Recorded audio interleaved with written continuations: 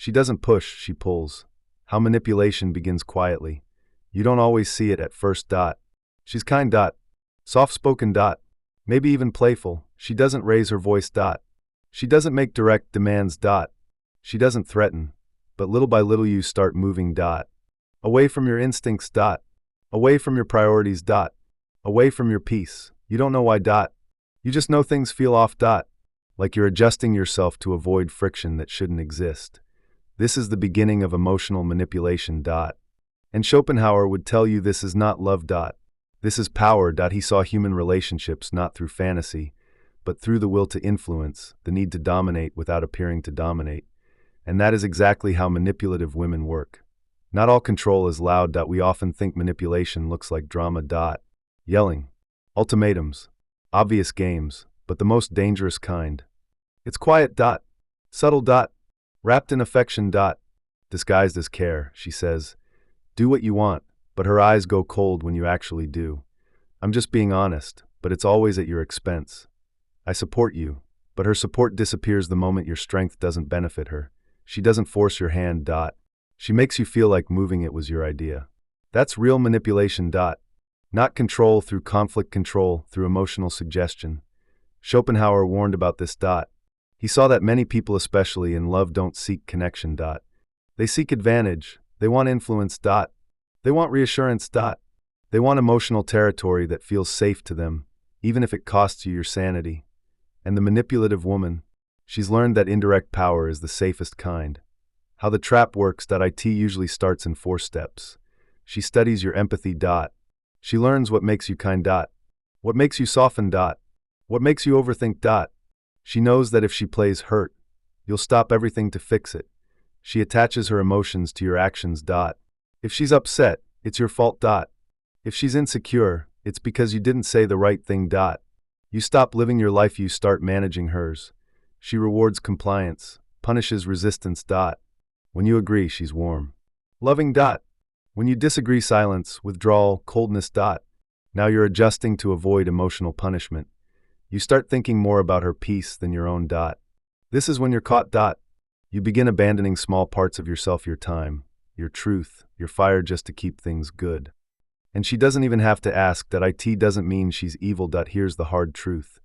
Most manipulative women aren't evil. They're not planning every move like villains. They're wounded. They're afraid. They've learned that being direct doesn't work, so they strategize emotionally to feel safe and in control. But that doesn't make it okay. Because once you see the pattern, it becomes your responsibility to stop playing into it. Schopenhauer believed that true strength lies in independence of mind. That to see clearly, you must detach from emotional illusions, especially when those illusions are dressed as love. How it feels to be caught in it. When you're in it, you don't always realize what's happening. You just feel tired, but you don't know why, hesitant to speak freely, unsure if your needs are too much, constantly scanning for emotional shifts like the peace depends entirely on you. You may even feel guilty for questioning it. Because she's never aggressive. She's never outright cruel. She's just always a little hurt. A little misunderstood. A little distant unless you do things her way. And over time, your world shrinks. Your confidence weakens. Your clarity fades. This is how emotional manipulation wins. Not by overpowering you, but by convincing you to surrender your power willingly. The first step out, recognition. Schopenhauer would say the first path to freedom isn't confrontation, it's recognition. When you see the pattern, you begin to recover your clarity. You stop blaming yourself for her moods. You stop questioning your instincts. You stop mistaking peacekeeping for peace. And from that clarity, you can start asking the hard questions. Am I allowed to be fully myself here? Do I feel free to speak, move, and grow in this space? Or have I become a character in someone else's emotional game? Because manipulation only works when you're asleep to your own boundaries. Once you wake up, everything changes. The 5 silent moves of manipulation, and how to spot them before they sink in. Most men only realize they were being manipulated after the relationship ends. After the fog lifts. After they look back and think, why did I let that happen? The truth. They didn't see it coming, because it didn't look like control. It looked like care. It looked like vulnerability. It looked like just being emotional. Schopenhauer believed that behind almost every interaction is a will, a force, trying to shape the world to its desired dot. Not always consciously dot, but persistently in relationships that shows up in emotional influence, subtle ways people bend others to get the reaction, attention, or control they crave. Let's break down the 5 most common tactics used by manipulative women. Not to shame, but to reveal. Because once you see them, they can't control you anymore. Point 1. Emotional withdrawal, the silent punishment. You say something she doesn't like. You make a choice without consulting her. You assert a boundary. She doesn't argue. She doesn't explain. She just pulls away. No more warmth. No more text. No more affection. Suddenly, the relationship feels cold. You didn't fight. You didn't hurt her. But somehow, you're being punished. That's the trap. You're being trained.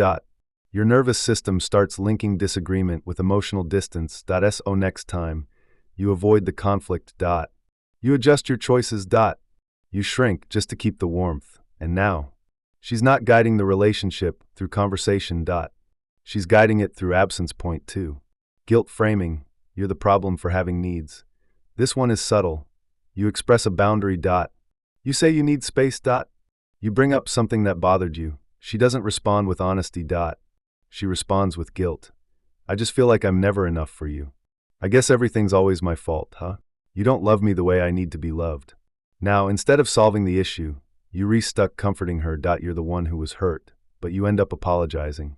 That's manipulation through emotional reversal. Your truth becomes the threat. Her pain becomes the focus. And slowly, your voice disappears from the relationship. 3. Conditional affection, love as a reward system. At first, she's warm. Loving. Available. You feel chosen. But as the relationship develops, you notice something. Her love has conditions. If you agree with her, she's affectionate. If you challenge her, she's distant. If you follow her lead, she calls you strong. If you lead, she accuses you of being cold or controlling. She doesn't say, obey me or I'll withhold love. But that's how it feels. You begin to earn affection instead of receiving it freely. That's not love. That's compliance disguised as connection. And over time, you start twisting yourself into a version of the man she can reward, instead of respect. Point 4. Passive comparison, the unspoken threat. This is the move where she never says you're not enough. She just plants the idea.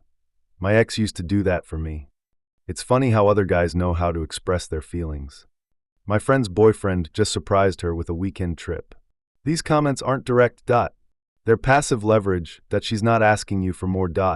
She's reminding you that other men are already doing it better. It's not encouragement, it's a threat in disguise. You're not inspired. You're pressured. Not to love her better, but to perform harder just to avoid being seen as lesser. This kind of comparison isn't about growth. It's about control through insecurity. Point 5. The chaos loop, start drama, then offer comfort. This is the most advanced one. And the hardest to leave. It goes like this. She creates tension. Maybe through misinterpretation, maybe through small jabs. You react. Things get heated. She either shuts down or explodes. Eventually, you both calm down and reconnect. That reconnection feels deep, emotional, passionate. The cycle repeats. And you start confusing relief with love. This is manipulation through emotional addiction.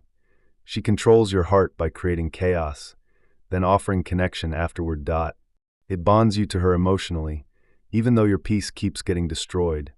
You become addicted to the calm that follows the storm, instead of realizing that storms aren't necessary in the first place. Why this works? None of these tactics are loud. They don't come with warnings. They come with emotion, with softness, with wounded eyes. And that's why they work, because they don't feel like control. They feel like just how she is. They feel like something you should be able to handle. They feel like your job to fix. But here's the truth. You can't fix what you're enabling. You must first see it clearly, and then start acting from your own clarity, not her chaos. Becoming immune, the inner discipline that disarms manipulation. You can't stop a manipulative woman from trying. But you can become the kind of man she can't move. Not through aggression. Not through dominance. Through something rarer, emotional sovereignty. Schopenhauer understood this deeply. He believed that the will, the inner drive of a person, could either enslave or liberate. And in relationships, when your will is weak, you are easily bent by others' emotions. That's how manipulation finds you. Not through force, but through unclaimed space inside yourself. This is where the work begins. Not on her. On you. Point 1. Stop needing to be the good guy. Most men who get manipulated aren't weak. They're overly responsible. They want to keep the peace. They want to be kind. They want to avoid hurting her feelings. They want to be the safe one. But when your identity depends on her being happy, you become her emotional employee. You say yes when you mean no. You over-explain. You apologize just to end the tension. You feel guilty for simply holding your ground. That is not goodness. That is emotional self-betrayal. Schopenhauer wrote, "Compassion is beautiful, but it must not become slavery." If being good means being controlled, you're not leading. You're leaking. The moment you stop needing to be seen as the good guy is the moment you start acting like the true man you are. 2. Don't react, observe. Every manipulative tactic relies on one thing: your reaction. She pulls away, hoping you'll chase. She cries, hoping you'll soften your truth. She compares, hoping you'll prove her wrong. But what if you didn't move? What if you saw it and said nothing? What if you didn't flinch when the energy shifted? What if you just watched calmly without losing your center? Now she doesn't have control. Because control requires participation. And you've removed yourself from the emotional game board. This doesn't mean being cold. It means being unavailable for manipulation. Schopenhauer would call this intellectual independence. The ability to remain unmoved by what isn't rooted in truth. When you stop reacting, she's forced to meet you on honest ground, or leave. Either way, you win. Point 3. Reclaim your inner authority. This is the core. Most men who fall into manipulative dynamics don't trust their own judgment. They feel something's wrong, but question it. They sense the emotional pattern, but second-guess themselves. They try to lead, but back off when she resists. If you're going to stop being pulled around emotionally, you need to trust your own clarity more than her emotions. That means saying, "I know what I saw. That's not how I remember it. I'm not going to change my mind just because you're upset." That's not cruelty. That's called holding frame. Your emotional world is yours. It cannot be dictated by her moods, her stories, or her strategies. Once you truly believe that, you stop seeking her permission to speak, act, or feel. And when she senses that, she either grows or she goes. Point 4. Lead with calm, not control. Some men, once they spot manipulation, try to dominate. They start policing her tone. They call out every little tactic. They get angry, cold, aggressive. That's not strength. That's reaction in disguise. Real strength is quiet. Still. Unshaken. When you lead with calm clarity, you stop trying to manage her. You simply stand in truth and let her reveal herself. Examples. That's not how I want to communicate. You're allowed to feel what you feel, but I won't respond to guilt. I'm open to truth. I'm not open to tactics. You don't chase. You don't explain. You let your energy do the work. And that kind of man, he doesn't attract manipulators for long, because manipulators can't survive in clarity. Point 5. Always be willing to walk. This is the backbone of everything. The man who fears losing her is the man who becomes soft clay in her hands. But the man who knows his worth, who knows his values, who knows what peace feels like, cannot be bought with beauty, tears, or tension. He doesn't threaten to leave. He just knows he will. If the relationship requires him to abandon himself, that's not ego. That's power. Schopenhauer said, "A man can be himself only so long as he is alone. And if he does not love solitude, he will never love freedom." A man who fears solitude will always sell his freedom to avoid it. Don't be that man. Can she change? The line between immaturity and intense manipulation is conscious. Calculated. Deliberate, but most, it's instinctive. Emotional habit. A way to feel safe without risking direct vulnerability. That's why it's so confusing. She might not know she's doing it. She might think she's just expressing feelings. And you're left wondering, is she emotionally wounded or emotionally weaponizing? That's the difference between someone who can grow and someone who will keep you stuck in cycles for years. Schopenhauer didn't believe in naive optimism. But he did believe that people could change if they were willing to see themselves without illusion. Let's walk through what real growth looks like and how to know when you're just being strung along. Point 1. She stops needing to win the interaction. In a manipulative dynamic, conversations don't solve anything. They circle. They confuse. They end with her being right or hurt and you being wrong. But a woman who's ready to grow, she stops trying to win. She starts listening. She asks questions instead of defending her patterns. That's your first sign that if she no longer needs every conversation to land in her favor, she's beginning to drop the mask. Point 2. She can hear your truth without emotional collapse. Point 1. One of the biggest red flags in manipulation is her inability to handle feedback. You say something honest, and she spirals. Cries. Attacks. Shuts down. But when she's growing, she breathes. She listens. She holds the discomfort without making it about your tone or timing or how you said it. That doesn't mean she likes it. But she lets it in. That is the sign of emotional maturity awakening. Not perfection, just presence. 3. She owns her patterns without playing victim. If she constantly says, "It's just how I am. I can't help it," you knew what you were getting into. She's not growing. She's outsourcing responsibility. But when she starts to say things like, "I notice I do that when I feel insecure. I'm working on not shutting down in conversations. You didn't deserve that reaction from me." Now she's looking in the mirror. Now she's taking ownership. Now there's hope. Because the only way out of manipulation is through self-awareness. And the only path to maturity is through humility. Point 4. She doesn't just apologize, she adjusts. Words are easy. Tears are easy. Promises are easy. But what does she do after? If she says, "I'm sorry," but the pattern repeats 2 days later, she's not changing. She's managing your reaction. But if her behavior actually shifts, even slowly, even imperfectly, she's showing you her intentions in the only language that matters: action. True change isn't dramatic. It's quiet. It's consistent. And it's felt before it's spoken. Point 5. She becomes less reactive, more curious. The core of manipulation is fear. Fear of losing control. Fear of rejection. Fear of not being enough. That fear creates reaction. But when she starts to feel more grounded in herself, she becomes less emotionally reactive and more curious. Instead of, "Why are you saying that to me?" she asks, "What made you feel that way? Was I being defensive? Is there a better way I could have handled that?" This is rare. But it's real. And when you see it, you'll know. Because the conversation starts to feel like two adults in truth, not one adult and one emotional child. But what if she doesn't grow? Then you leave, not to punish. Not to shame. But because you're no longer willing to shrink yourself to make the relationship feel safe. You've offered the truth. You've held the line. You've created space for honesty and reflection. If she refuses to meet you there, it's not your responsibility to wait. Schopenhauer would remind you, not every soul wants freedom. Some people are more comfortable in control. Some prefer the drama because silence feels empty. And if that's who she is, you must walk clean. Clear. Without regret. Final filter: can you be fully yourself? Forget everything else. This is the core question. Can you be fully yourself around her? Can you speak without filtering, move without guilt, love without fear? If the answer is no, you already know what to do. Because no woman, no matter how beautiful or sweet or bonded, is worth the price of your peace. Leaving the game: how to end manipulation without losing yourself. At some point, it becomes clear. She's not going to change. Or maybe she will, but not with you.